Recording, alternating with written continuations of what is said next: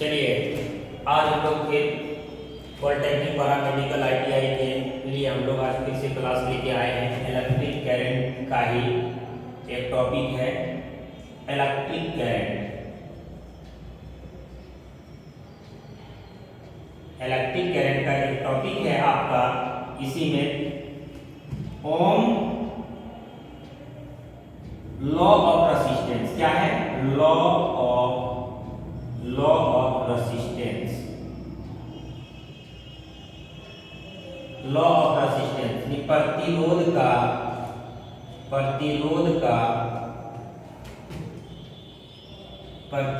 का नियम। Law of resistance, प्रतिरोध का नियम। विद्युत धारा चैप्टर में हम लोगों को पढ़ना है। इलेक्ट्रिक करंट का मतलब होता है विद्युत धारा। विद्युत धारा चैप्टर में जो है हम लोगों को क्या पढ़ना है? लॉ ऑफ रेजिस्टेंस पढ़ना है। क्या पढ़ना है? लॉ ऑफ रेजिस्टेंस पढ़ना है, प्रतिरोध का नियम पढ़ना है। ठीक है, प्रतिरोध का नियम इस देखिए एकदम आसान है। क्या है? एकदम आसान है। इसको हम एक एग्जांपल से आपको बताते हैं। क्या करते हैं? एक एग्जांपल से बताते हैं। हम लोग जो है, हम लोग क्या है? गांव का है। गांव के हर एक स्टूडेंट को ये बात समझ में आएगा, 100% समझ में आएगा। ठीक है, काहे कि वो इसका प्रैक्टिकल कर चुका है, लेकिन उसको ये बताना है कि ये कैसे होता है। देखिएगा यहाँ पे हम लोग सब जो है पानी पटवन किए। क्या किए हैं? पानी पटवन किए।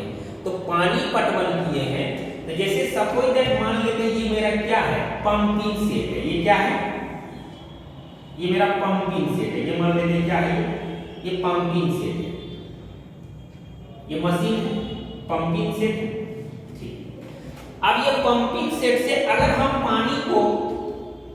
पानी पटवन करेंगे तो अगर इसके यहीं पे अगर हम पानी गिराएंगे यहाँ पे, ये पानी क्या करेगा? ज्यादा देगा। अगर इसमें हम पाइप को नहीं जोड़ेंगे, इसके जैसे यहाँ से मशीन स्टार्ट किया और उसी जगह पे पानी गिराना है तो क्या करेगा? पानी ज्यादा देगा। मतलब क्या? ये यहाँ पे जिस जगह पे ये मशीन लगा हुआ है उसी जगह पे इससे अगर पानी गिराया जाए तो ये पानी क्या करेगा? ज्यादा देगा। ठीक है, लेकिन अगर इसको हम अगर इसको हम 6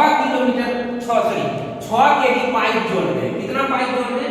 6 kg पाइप जोड़ दें। इससे हम क्या करते हैं? 6 kg पाइप जोड़ करके और कुछ दूर पे लगा करके इसका पानी को गिराएं तो क्या आप ही बताइए कि जितना पानी यहाँ पे गिर रहा था उतना पानी यहाँ पे आएगा? कभी नहीं आएगा। बात समझ में आ गया? उतना पानी कभी नहीं आएगा। क्यों? क्योंकि इस लंबाई के साथ जो है, लंबाई के जैसे इसका लंबाई बढ़ा दिया इसका क्या है? विरोध करने की क्षमता भी क्या हो गया? बढ़ गया। क्या हो गया? विरोध करने की क्षमता भी बढ़ गया।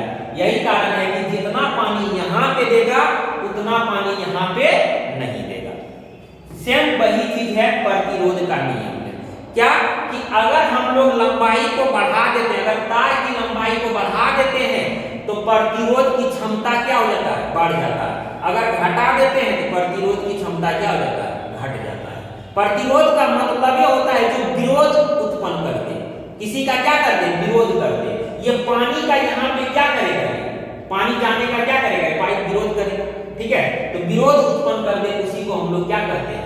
प्रतिरोध करते हैं। तो हम लोग पढ़ क्या है? प्रतिरोध का नियम, लॉ ऑफ रेजिस्टेंस पढ़ रहे हैं। ये तो एक हो गया लंबाई। आप देखिएगा, सबको इधर समझिए। अब ये मेरा क्या है? 5 हॉर्स का मशीन है और इसमें जो है हम 2 हॉर्स का मशीन वाला पाइप को जोड़ दें। कितना हॉर्स के मशीन वाला पाइप को जोड़ दें? 2 हॉर्स का। तो इस पाइप का मोटाई क्या हो गया? कम गया। मोटाई क्या हो गया? कम गया। तो इसमें जो है पानी बहने की क्षमता क्या हो जाएगा? मोटाई अगर कम गया तो पानी बहने की क्षमता भी क्या हो जाएगा? कम हो जाएगा। ठीक है, मतलब क्या? इसमें प्रतिरोध ज्यादा हो रहा है। अगर मोटाई को हम लोग क्या कर दें? पाइप का कम कर दें, प्रतिरोध की क्षमता क्या हो जाएगा? ज्यादा हो जाएगा। अगर इसी 5 हॉर्स के मशीन में अगर हम 7 हॉर्स वाला या 10 हॉर्स वाला मशीन का पाइप को अगर जोड़ दें तो बताइए इसका अगर मोटाई बढ़ गया तो पानी जाने की क्षमता क्या होगा, बढ़ेगा कि नहीं बढ़ेगा? पानी जाने की क्षमता क्या हो जाएगा, बढ़ जाएगा। मतलब क्या, प्रतिरोध कम हो जाएगा। यही है क्या आपका लॉ ऑफ रेसिस्टेंस। समझ में आ गया? यही क्या है, लॉ ऑफ रेसिस्टेंस। तो लॉ ऑफ रेसिस्टेंस में क्या कहता है कि प्रतिरोध जो है लंबाई के समानुपाती होता है।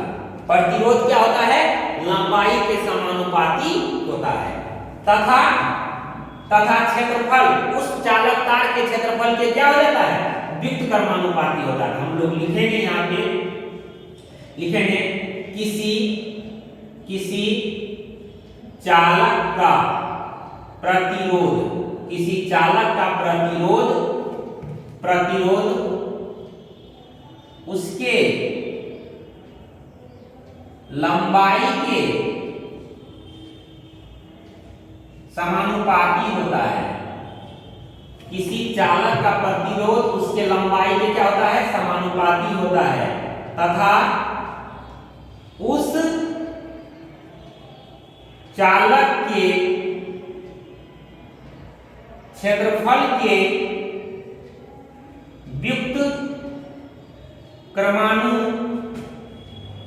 व्युत्क्रमानुपाती होता है। व्युत्क्रमानुपाती होता है। उस चालक के क्षेत्रफल के क्या देता है, व्युत्क्रमानुपाती होता है। कोई दिक्कत यहाँ तक नहीं। अर्थात हम लोग कह सकते हैं कि ये जो प्रतिरोध है वह लंबाई के क्या हो जाता है, समानुपाती होता है। तथा यही प्रतिरोध जो है इस क्षेत्रफल के क्या हो जाता है, व्युत्क्रमानुपाती होता है। क्या होता है, क्षेत्रफल के व्युत्क्रमानुपाती होता है। अगर हम लोग तार की लंबाई को बढ़ा देंगे तो प्रतिरोध भी बढ़ जाएगा, यानी कार्य करने की क्षमता क्या हो जाएगा, घट जाएगा। और अगर लंबाई को हम लोग घटा देते तो प्रतिरोध क्या हो जाएगा, प्रतिरोध भी क्या हो जाएगा, घट जाएगा। ठीक है, अगर यहाँ ध्यान से समझिएगा, अगर आमना सामनी रहेगा तो अगर ये बढ़ेगा तो ये भी बढ़ेगा, ठीक है, या ये घटेगा तो ये भी घटेगा। अगर ऊपर नीचे रहेगा तो जस्ट इसका उल्टा होगा। अगर ये बढ़ रहा है तो ये घट जाएगा, क्या हो जाएगा, ये घट जाएगा। अगर ये घट रहा है तो ये क्या हो जाएगा, बढ़ जाएगा।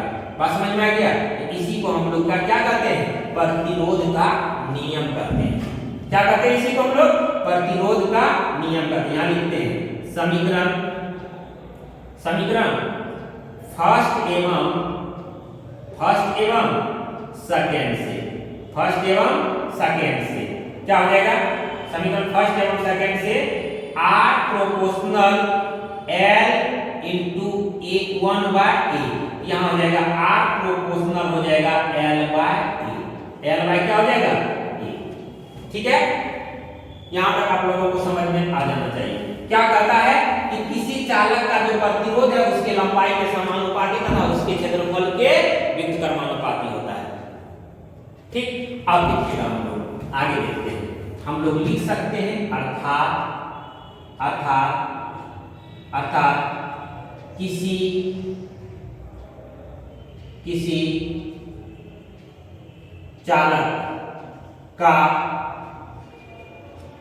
किसी चालक का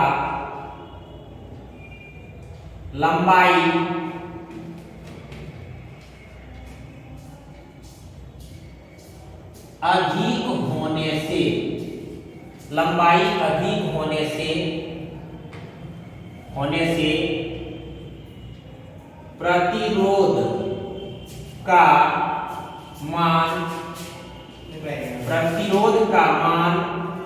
मान अधिक होता है। किसी चालक का लंबाई अधिक होने से प्रतिरोध का मान क्या होता है, अधिक होता है।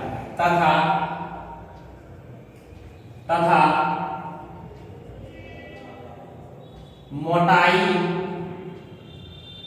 अधिक होने से प्रतिरोध का मान कम होता है। प्रतिरोध का मान क्या होता है, कम होता है। क्या होता है? मोटाई अधिक होने से प्रतिरोध का मान क्या हो जाएगा? कम हो जाएगा। मतलब पाइप का अगर हम लोग मोटाई अधिक कर देते हैं तो पानी जाने की क्षमता क्या हो जाएगा? बढ़ जाएगा। यानी पानी जाने की कैपेसिटी उसका क्या हो जाएगा? बढ़ जाएगा।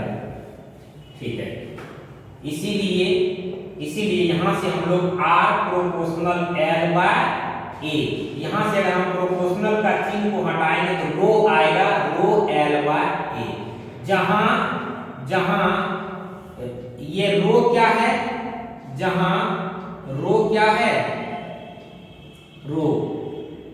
रो क्या है? विशिष्ट प्रतिरोध या इसी को हम लोग क्या करते हैं? प्रतिरोधकता कहते हैं। विशिष्ट प्रतिरोध या प्रतिरोधकता है। रो क्या है? ये क्या है? इसको हम लोग रो पढ़ते हैं। क्या पढ़ते हैं? रो। इसको रो पढ़ते हैं।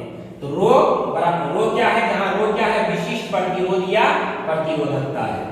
ठीक है, इसीलिए हम लोग यहाँ से रो बराबर निकाल सकते हैं। यहाँ से फार्मूला रो बराबर, तो हम लोग लिख सकते हैं रो इंटू एल बराबर R A. Rho into L बराबर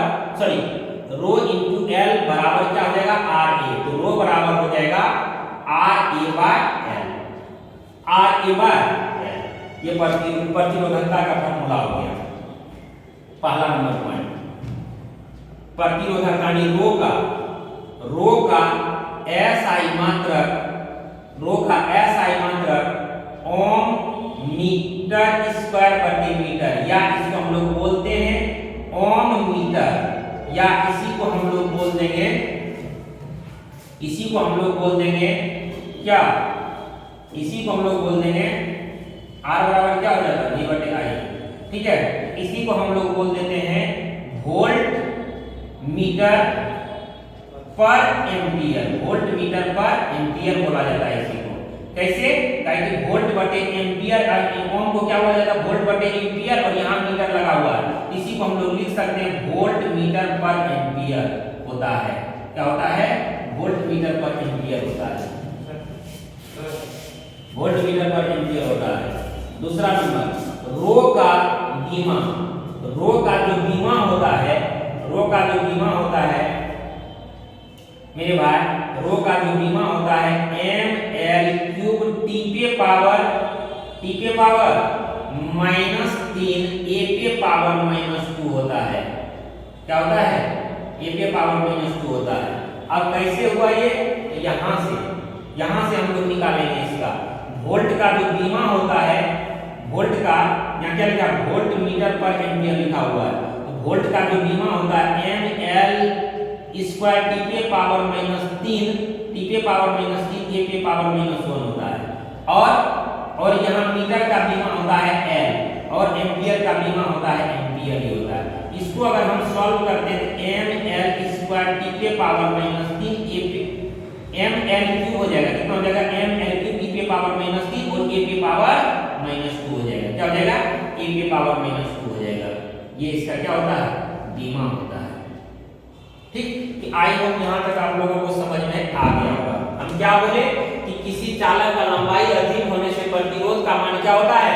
अधिक होता है, तथा मोटाई अधिक होने से प्रतिरोध का मान क्या होता है? कम होता है। इसीलिए R proportional L by A, proportional का चिन्ह को हटाएंगे तो rho into L by A, जहाँ रो क्या है? विशिष्ट प्रतिरोध या प्रतिरोधकता है। इससे यहाँ से हमको रो का फॉर्मूला निकालना क्या हो जाएगा? R into A by L, sorry R A by L, R into A by L। ठीक, अब हम लोग पढ़ते हैं नोट में। क्या पढ़ते हैं? नोट में पढ़ते हैं। चलिए, यहां तक आप लोगों को समझ में आ गया होगा। देखते हैं आगे क्या करता है। अब इसी में हम लोग नोट में पढ़ते हैं। इससे क्वेश्चन एग्जाम में पूछा जाता है, 100% पूछा जाता है इससे क्वेश्चन। नोट नंबर पर क्या बोला जाता है कि मान लेते सपोज दैट ये क्या है? तार है। कितना है? ये तार है, समझ लीजिए। ये तार है, इसकी लंबाई कितना है? L है, L1 मान लेते हैं, और इसका प्रतिरोध कुछ होगा R1 मान लेते हैं। अब इसी तार को खींचकर क्या जाए, बड़ा कर दिया जाए। क्या कर दिया जाए? बड़ा कर दिया जाए। इसी तार को खींचकर क्या कर दिया जाए? बड़ा कर दिया जाए। तो उस स्थिति में जो है इसका लंबाई भी बढ़ जाएगा और इसका प्रतिरोध भी बढ़ जाएगा। क्या हो जाएगा? लंबाई भी बढ़ जाएगा और क्या हो जाएगा? प्रतिरोध भी बढ़ जाएगा। अगर तार की लंबाई को खींचकर बड़ा कर दिया जाए तो इसका प्रतिरोध भी बढ़ जाएगा और क्या हो जाएगा? लंबाई बढ़ेगा तो प्रतिरोध भी क्या हो जाएगा? बढ़ जाएगा। ठीक, तो नोट नंबर में क्या कहता है, यदि किसी चालक तार की लंबाई को खींचकर बढ़ाया जाए, क्या कहता है, यदि किसी चालक तार की लंबाई को खींचकर बढ़ाया जाए तो प्रतिरोध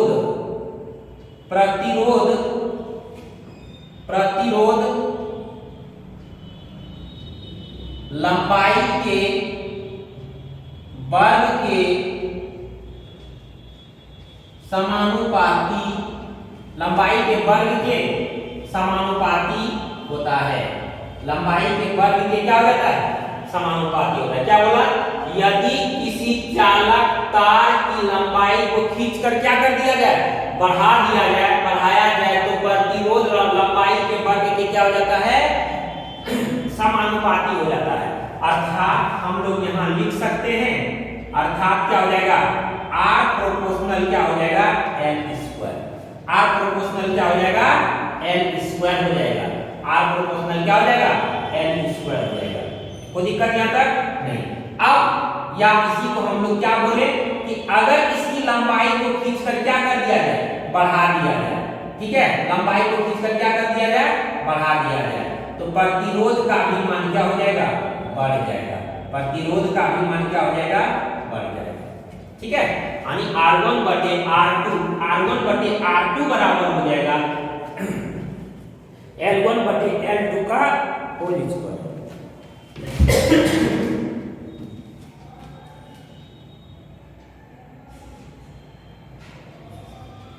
अब इसमें और क्वेश्चन बोलता है, नोट नंबर 2 क्या बोलता है?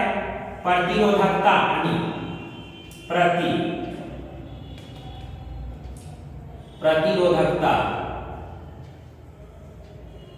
रोधकता रो का मान, प्रतिरोधकता रो का मान पदार्थ के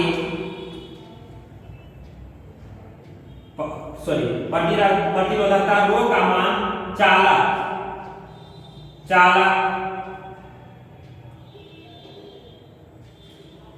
पदार्थ के प्रकृति एवं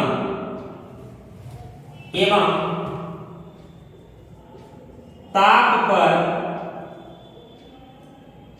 निर्भर करता है। प्रकृति एवं ताप पर निर्भर करता है कि चालक तार किस प्रकृति का है, वो कितना टेम्परेचर सह सकता है। ठीक है, तो क्या बोला गया? प्रतिरोधकता का जो मान है चालक पदार्थ के प्रकृति एवं ताप पर क्या करता है? निर्भर करता है। तो ये था तुम्हारा क्या? Note number 2। क्या बोला गया? नोट नंबर 1 से क्वेश्चन पूछा जाता है, इसको ऑब्जेक्टिव में पूछा जाएगा। क्या किसी चालक तार की लंबाई को खींचकर बढ़ाया जाए तो प्रतिरोध लंबाई के वर्ग के क्या हो जाता है? समानुपाती हो जाता है। अब क्वेश्चन हम आपको बताते हैं इससे रिलेटेड, देखिएगा क्या इससे रिलेटेड हम आपको क्वेश्चन बताते हैं। कितना आसान क्वेश्चन है। क्वेश्चन क्या, मान लेते हैं कि 10 मीटर एक लंबा तार है जिसका प्रतिरोध कुछ होगा। अब उसको खींचकर 20 मीटर कर दिया जाए, उसको खींचकर कितना मीटर कर दिया जाए? 20 मीटर कर दिया जाए तो उसका प्रतिरोध क्या होगा? लिखते हैं यहां पे कि यदि 10 मीटर लंबा तार का प्रतिरोध, 10 मीटर लंबा तार का प्रतिरोध 5 ओम है। कितना ओम है? 5 ओम है। 5 ओम है। यदि इसे यदि इसे खींचकर 15 मीटर कर दिया जाए, 15 मीटर कर दिया जाए तो कर दिया जाए तो इसका प्रतिरोध ज्ञात करें। इसका प्रतिरोध क्या करें? ज्ञात करें। एकदम आसान क्वेश्चन, ध्यान से समझिएगा। आपके पास सवाल में दिया क्या है? सवाल में दिया हुआ है कि 10 मीटर लंबाई, यानी लंबाई L1 का मान आपका दे दिया है। कितना दे दिया है? L1 का मान 10 मीटर दे दिया है। 10 मीटर लंबा तार का प्रतिरोध कितना दे दिया है? मतलब R1 5 ओम दे दिया है। कितना ओम दे दिया है? 5 ओम। अब इसी तार को खींचकर कितना मीटर कर दिया? 15 मीटर कर दिया। कितना मीटर कर दिया? 15 मीटर। तब बोला कि 15 मीटर जब तार हो जाएगा तो 15 मीटर तार का प्रतिरोध कितना होगा? 15 मीटर तार का प्रतिरोध कितना होगा? कितना आसान सवाल है, सॉल्यूशन में देख लीजिएगा। यहाँ फार्मूला क्या लिखा हुआ है? R1 बटे R2 बराबर हो जाएगा L1 बटे L2। L1 बटे कितना? L2। R1 का मान 5 बटे R2 इक्वल टू हो जाएगा 10 बटे 15 का होल स्क्वायर। अब इसको कटा दीजिए। 5 दूनी 10, 5 दिया 15, तो क्या हो जाएगा? 5 बटे R2 इक्वल टू हो जाएगा, ये हो जाएगा 2 बटे 3 का होल स्क्वायर। ये हो जाएगा 5 बटे R2 इक्वल टू हो जाएगा 4 बटे कितना? 9। 4 बटे 9। इसको स्क्वायर करेंगे 4 बटे क्या हो जाएगा? 9 हो जाएगा। तो मेरा जो R2 का मान है, R2 का जो मान है भाई कितना हो जाएगा? 45 बटे 4। कितना हो जाएगा? 45 बटे 4। तो R2 बराबर हो जाएगा 44.25 ओम। कितना हो जाएगा? 44. कितना ओम का प्रतिरोध हो जाएगा उसका? कितना हो जाएगा? इतना ओम का प्रतिरोध हो जाएगा। मतलब 15 मीटर तार जब वो खींचकर हो जाएगा तो इसका प्रतिरोध कितना हो जाएगा? 11.25 ओम का हो जाएगा। क्या बोला गया कि ये 10 मीटर लंबा तार का प्रतिरोध 5 ओम है। यदि इसे खींचकर 15 मीटर कर दिया जाए तो इसका प्रतिरोध क्या हो जाएगा? तो इसका प्रतिरोध कितना हो जाएगा? 11.25 ओम हो जाएगा। ठीक, आई होप ये भी आपको समझ में आ गया होगा। ठीक, एक क्वेश्चन हम आपको देते हैं कि आप खुद से बना के आइएगा। क्या कीजिएगा? खुद से बना कर आइएगा। खुद से बनाना है, लिखते हैं यहाँ पे 25 मीटर लंबा तार का प्रतिरोध, 25 मीटर लंबा तार का प्रतिरोध क्या होगा? यदि इसे खींचकर 30 मीटर कर दिया जाए। यदि इसे खींचकर कितना मीटर कर दिया जाए? 30 मीटर कर दिया जाए, जिसका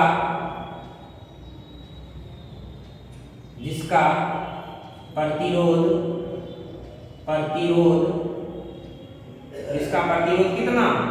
जिसका प्रतिरोध 6 ओम है। सही। जिसका प्रतिरोध कितना है? 18 ओम है। कितना है? 18 ओम है। इसका प्रतिरोध कितना है? 18 ओम है। तो हमको जो है 15 मीटर तार का प्रतिरोध क्या होगा? यदि इसे खींचकर कितना कर दिया जाता है? 30 मीटर कर दिया जाए, जिसका प्रतिरोध कितना है?